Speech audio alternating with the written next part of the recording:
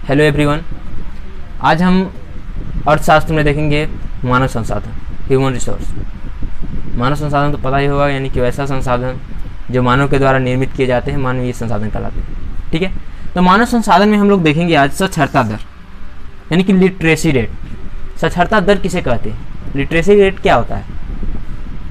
जब इस बात पे अगर कहें तो सबसे पहले हमको समझना होगा कि साक्षर यानी कि साक्षर क्या होता है। सुने होंगे, साक्षर किसे कहते हैं? जब हम साक्षर की बात करते हैं तो जनसंख्या में 7 वर्ष से अधिक उम्र के वैसे लोग जो कम से कम किसी एक भाषा के बारे में लिखना और पढ़ना जानते हैं, यानी कि वैसे लोग जिनकी उम्र 7 वर्ष से ऊपर हो चुका है और जिनको कम से कम किसी एक भाषा के बारे में लिखना और पढ़ना आता हो, तो वैसे लोग जो हैं वो साक्षर कहलाते हैं। और साक्षरता दर व्यक्तियों के यानी कि शिक्षित व्यक्तियों के मापने का एक मापदंड है कि हमारे क्षेत्र में जो है कितना लोग शिक्षित है। यानी कि 100% अगर जनसंख्या है तो 100% जनसंख्या में कितना प्रतिशत जनसंख्या जो है वो हमारा जो है पढ़ा लिखा, यानी कितना प्रतिशत जनसंख्या जो है वो साक्षर है, पढ़ा लिखा है, शिक्षित है। तो ये जो निकाला जाता है यही कहलाता है साक्षरता दर, जो कि परसेंटेज में निकलता है, प्रतिशत में, कि कितना प्रतिशत हमारी जनसंख्या जो है वो साक्षर है।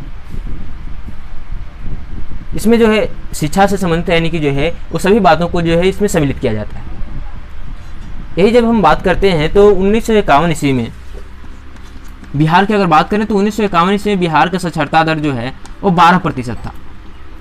यानी कि 100% लोगों में जो है मात्र यानी कि 100 लोग में 12 लोग ही पढ़ते लिखते थे, बाकी सब अनपढ़।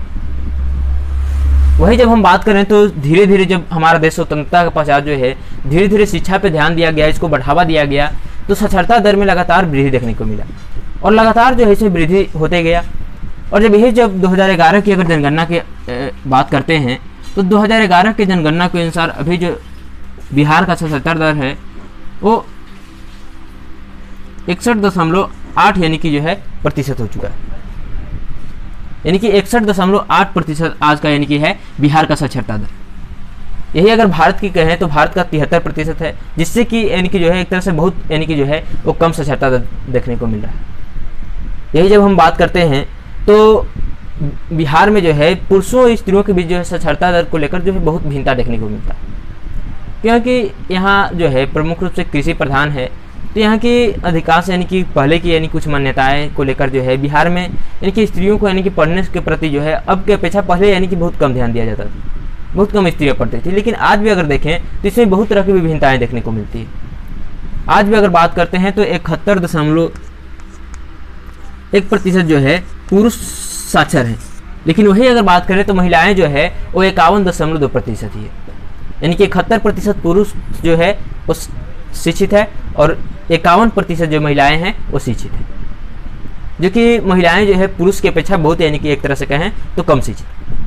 तो इस प्रकार से बिहार का कहें तो साक्षरता दर जो है इस प्रकार से देखने को मिलता है, जो कि अगर भारत से अगर इसकी तुलना करें तो भारत में जो है 80.9% जो पुरुष है वो साक्षर है, शिक्षित है। उसके साथ साथ जो है 64.6% जो महिलाएं हैं वो शिक्षित है भारत की अगर बात करें तो, जिसकी तुलना में अगर बिहार की तुलना करते हैं तो पुरुषों में भी जो अगर बात करें तो उसमें 80.9 है और यहाँ पे पुरुषों की जो है 71 है। उसके साथ साथ महिलाओं में अगर बात करें तो भारत का जो है वो 64.6% साक्षरता दर है महिलाओं का, और वही महिलाओं का बिहार में साक्षरता दर की अगर बात करते हैं तो 51 कुछ ही है। तो इस प्रकार से साक्षरता दर की दृष्टि से अगर बात करें, शिक्षा की दृष्टि से अगर बात करें तो बिहार जो है भारत में सबसे पिछड़े हुए राज्य की श्रेणी में आता है, यानी कि पिछड़ा हुआ राज्य है शिक्षा की दृष्टि से, जिसका प्रभाव जो है अर्थव्यवस्था पे प्रत्यक्ष रूप से जो है देखने को मिलता है। यानी कि ये था साक्षरता दर, यानी कि साक्षर यानी कि 7 वर्ष से ऊपर उम्र के जितने भी लोग हैं जिनको किसी एक भाषा के बारे में जो है कम से कम लिखना और पढ़ना आता हो, तो ऐसे लोग साक्षर कहलाएंगे। और ऐसे लोगों की जो है शिक्षा का मापदंड करने के लिए जो तैयार किया जाता है वो आपको कहलाता है साक्षरता दर, यानी कितने लोग जो हैं कितना लोग जो हैं वो पढ़े लिखे हैं, साक्षर हैं, ये होता है साक्षरता दर। ठीक है, उसके बाद हम देखेंगे जीवन प्रत्याशा, लाइफ एक्सपेक्टेंसी। जीवन प्रत्याशा क्या होता है, ये भी एक महत्वपूर्ण बात है, इस पर भी हमें ध्यान से चर्चा करना चाहिए।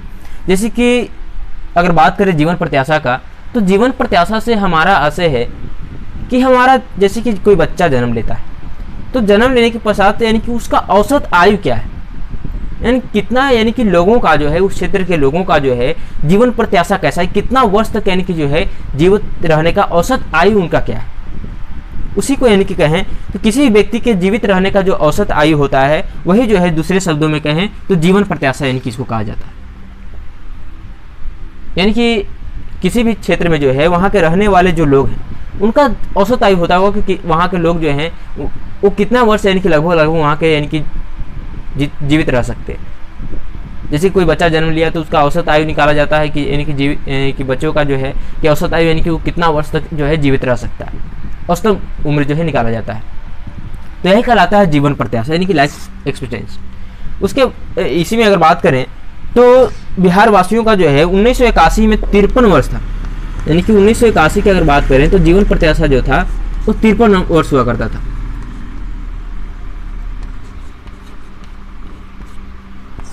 यानी कि जीवन प्रत्याशा 1981 की बात करें तो बिहारवासी औसतम जो आयु बिहारवासियों का हुआ करता था वो 53 वर्ष था। यानी कि 53 वर्ष के आसपास जो है अधिकांश का यानी कि जो है यानी कि एक तरह से कहें तो मृत्यु हो जाता था। यानी कि लगभग इसका औसतम यानी कि जीने का जो आयु था बिहार वासियों का वो इतना था। वही जब अगर बात करते हैं 2006 से अगर 10 के बीच अगर बात करें तो 65.8 देखने को मिलता है। 2006 से अगर 10 के बीच बात करें तो 65.8 वर्ष जो है औसत आयु देखने को मिलता है, जो कि धीरे धीरे जो है राष्ट्रीय स्तर की अगर बात करें तो 66.1 है। यानी कि इससे जो है भारत का जो जीवन प्रत्याशा है वो 66.1 वर्ष है, और अगर बात करें बिहार की तो उसका जीवन प्रत्याशा जो है 65.8 वर्ष देखने को मिलता है, जो कि एक तरह से कहें तो जीवन प्रत्याशा बहुत निम्न है। तो इसको यानी कि बढ़ाने के, जैसे कि स्वास्थ्य अगर सुविधा अच्छा होता है, स्वास्थ्य पे अगर अच्छा से ध्यान दिया जाए तो इसको जीवन प्रत्याशा को बढ़ाया जा सकता है। जैसे कि पहले की अपेक्षा जो है स्वास्थ्य पे ज़्यादा ध्यान दिया गया, स्वास्थ्य सुविधाओं पे ध्यान दिया गया, जिसके कारण जो है पहले 53 वर्ष हुआ करता था, अब जो है 65.8 वर्ष हो चुका है। तो इस प्रकार से हम स्वास्थ्य सुविधाओं को बढ़ावा देकर जो है सेवा क्षेत्र को बढ़ावा देकर हम जीवन प्रत्याशा को इंक्रीज कर सकते हैं, बढ़ा सकते हैं। तो ये था हमारा यानी कि जीवन प्रत्याशा, यानी कि जीवन जीने का औसतम आयु कि लोग कितना वर्ष जिएंगे ये होता है जीवन प्रत्याशा। इसको निकाला जाता है ताकि हम वहाँ के लोगों का जो है औसतम आयु को जान सकें। आगे आता है हमारा आयु संरचना। आयु संरचना की अगर बात करें तो आयु संरचना यानी कि एज कंपोजिशन, इसमें अगर बात करते हैं तो आयु संरचना क्या होता है, यानी कि किसी भी क्षेत्र में जो है वहाँ के रहने वाले लोगों का यानी कि जो है आयु की संरचना के आधार पर उनका यानी कि विभिन्न तरह के यानी कि बातों को देखने को मिलता है, जिसमें सबसे अगर महत्वपूर्ण अगर बात करें तो उनमें होता है कार्यशील जनसंख्या।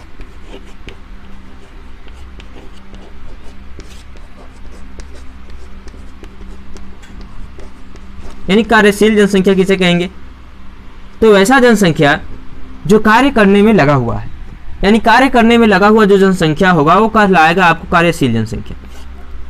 जैसे कि कहने का मतलब है जैसे कि बच्चों को इसमें से हटा देंगे 14 वर्ष से कम उम्र के बच्चों को, और 60 वर्ष से ऊपर के लोगों को हटा देंगे, और बाकी जो ऐसे भी लोग होंगे जो यानी कि काम करने में सक्षम नहीं है उन सभी व्यक्तियों को छोड़कर ऐसे व्यक्ति जो काम करने में लगे हुए हैं, तो वैसे व्यक्ति को जो है हम कार्यशील जनसंख्या कहेंगे।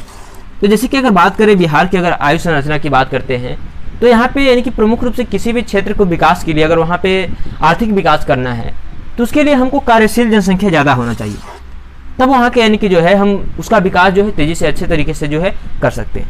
लेकिन जब हम बिहार के आयु संरचना की बात करते हैं तो बिहार में आयु संरचना में जो है वो 14 वर्ष से कम उम्र के बच्चों, जो 14 वर्ष से कम है उसमें यानी कि 14 वर्ष से कम उम्र के बच्चों की संख्या जो है प्रतिशत में अगर बात करें तो 40% है। यानी कि 40% बच्चों की संख्या ऐसी है जो क्या है यानी कि 14 वर्ष से यानी कम है, और 14 वर्ष से कम है तो ये कार्यशील जनसंख्या के अंतर्गत नहीं आ सकते हैं। तो ये 40% जनसंख्या तो काम नहीं कर रहा बिहार का। उसके बाद अगर बात करते हैं तो 7.79% जनसंख्या जो है 7.79% जनसंख्या जो है वो 60 वर्ष से ऊपर है। ये भी जनसंख्या काम करने में संलग्न नहीं हो सकती। यानी कि कुल अगर जो है तो मान लेते हैं 8% उधर और 40% इधर, यानी कि 8-40 कितना हो गया, 48% जनसंख्या है वो कार्य करने में संलग्न नहीं है, यानी कि कितना बोले 48%। अब बचा हमारे पास कितना, यानी कि 52% जनसंख्या, उसमें से भी कुछ ऐसी जनसंख्या होगा जो काम करना नहीं चाहता हो, या वैसे जनसंख्या जो अपंग हो या किसी कारणवश जो है काम नहीं कर रहे हैं। तो किसी तरह से माने तो मान लो अगर 52 में से किसी तरह से 45% जनसंख्या जो है वो काम करने में लगा हुआ है, उसमें से भी सही तरीका का जो काम यानी कि योग्यता के अनुसार होना चाहिए वो नहीं मिल पा रहा। तो यानी कि इतना जो है कम कार्यशील जनसंख्या होने का जो है यहाँ के अर्थव्यवस्था पे एक तरह से कहें तो बुरा प्रभाव पड़ा। यानी कि आयु संरचना यहाँ की अगर देखें तो यहाँ की आयु संरचना में जो है बच्चों की संख्या बहुत ज़्यादा देखने को मिल रहा है, उसके साथ साथ जो है बूढ़ों की संख्या देखने को मिल रहा है, जो कि यहाँ के आर्थिक पिछड़ेपन का एक तरह से कहें तो कारण है। और यहाँ का जनसंख्या वृद्धि दर भी जो है बिहार का बहुत अधिक देखने को मिलता है, 25.1% है, जो कि देश के 17% से यानी कि कहें तो बहुत अधिक है। 17% देश का है जनसंख्या वृद्धि दर, और बिहार की अगर बात करें तो 25% है। तो इस तरह से अगर कहें तो आयु संरचना की अगर दृष्टि से भी देखते हैं तो बिहार क्या है, इसकी कार्यशील जनसंख्या कम होने के कारण एक तरह से कहें तो आर्थिक पिछड़ेपन का यानी कि कारण बना हुआ है। और आर्थिक दृष्टि से अगर बात करें तो ये पिछड़ा हुआ राज्य की श्रेणी में आता है। तो इस तरह से यानी कि हम लोग यानी कि देखें कि साक्षरता दर, जीवन प्रत्याशा, आयु संरचना, ये तीनों की बातों के बारे में जो है प्रमुख रूप से चर्चा की। तो इस पार्ट के लिए इतना है। अगले पार्ट में हम देखेंगे जैसे कि जो भी यानी कि इसकी मुख्य बातें हैं उसके बारे में जो है अगले पार्ट में चर्चा करें। इसमें से अगर कुछ बात समझ में ना आया हो या कोई पॉइंट छूटा होगा तो उसको कमेंट में लिखिए, उसके बारे में अगले वीडियो में चर्चा किया जाएगा। तो चैनल को लाइक और सब्सक्राइब कीजिए। थैंक्स।